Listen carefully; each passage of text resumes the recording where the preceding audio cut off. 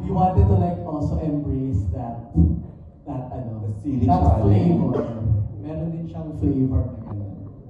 At saka yung na-add Go ahead, Miss Kasi, Pu. and as mentioned by si Direct P, parang, di ba, yung pag kumakain ka ng anghang at first, parang magpapasipa ka. But later on, parang kapag Paano yung nag-gush ka sipa? na- Paano yung sipa? Ikaw muna. Si Bong, parang kaya ni Bong yung sipa. Ayun. Di ba, parang parang, oh, what was that? Pero meron siyang sarap na nabibigay later And on. the pain And the, stays. oo, pero the And pain stays, but it's so good. Uy, totoo yan. So, Pero after, di ba, parang you still wanna keep wanting for more. Totoo, di ba?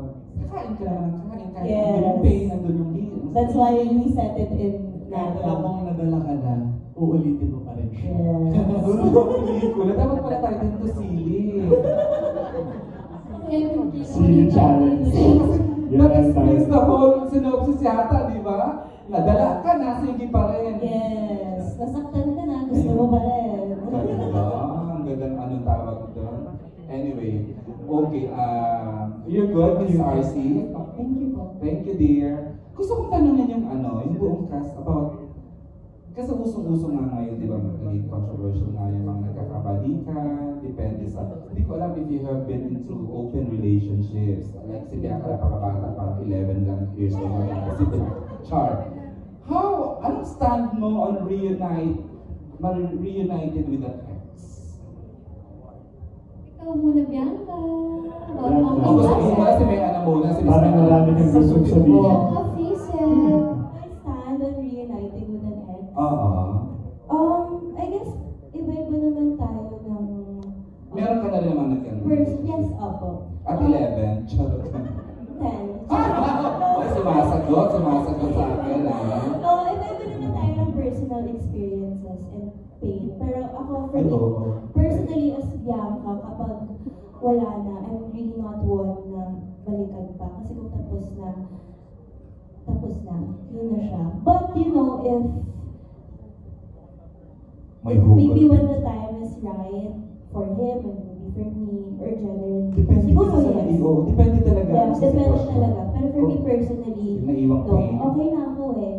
It took me so much to, heal and everything. Hindi ko babalikan. Nagkonti din ang hugot din naman ka talaga naman. General lang yun. General. Pero, okay. Si Arjun ba, meron ka na naging open relationship? Naging kayo ba talaga naman siya? Para sa akin naman po, syempre depende pa din kung paano kayo nag-end. Kung may respect naman nung nag-end, okay lang. Pero, hindi naman ibig sabihin na nag-reunite kayo, kailangan maging kayo ulit na mag-jowa, di ba? Special. Pwede din maging friends or good work. So, pwede. Pwede. It doesn't have to be romance, no? Yes. Kasi, Kapag time kasi talagang mag-heal ka din eh. So, dadating yung time na hindi ka na naapektuhan. So, parang yung goal. Josh Lee, na napapayag sila magtrabaho, naging friends. Yeah, super professional and Tsaka super never nilang sinaktan ang fans nila. Nung naghiwalay sila, parang, hiwalay lang, pero wala silang sinaktan. Di ba? Derek Peterson, nag-share ka ba ng on reuniting with... Masaya naman yun. Masaya kasi magulo yung buhay mo from time to time. Pag naman perfect, di ba?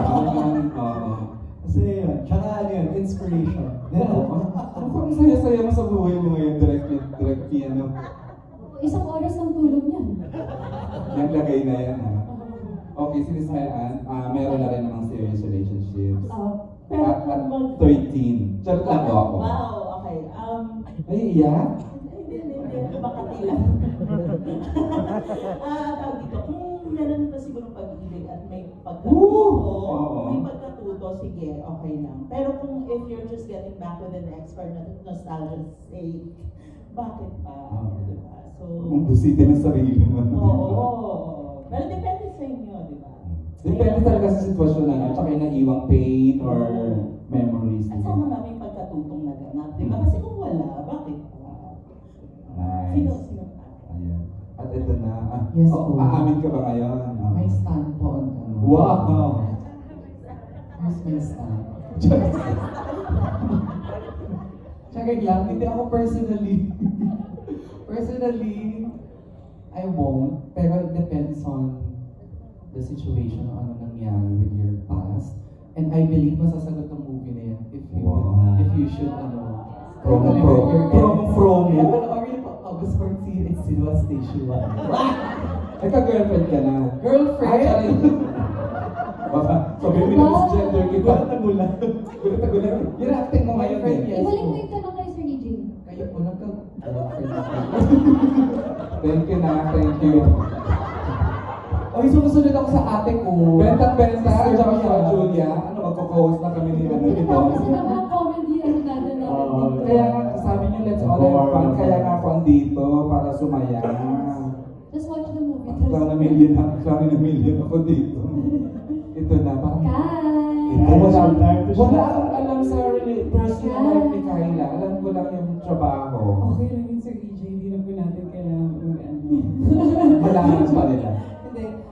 Syempre, ang daming factors eh. It really depends on, like what everybody said, the circumstances, how you broke up, diba?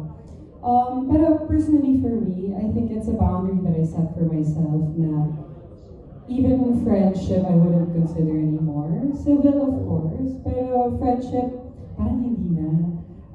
In all your excess, kahit Yes. na maganda yung yung gitna. Yeah. Dramatic Personally, it's ulit. just a personal boundary that I set for myself na parang, civil, of course, di ba?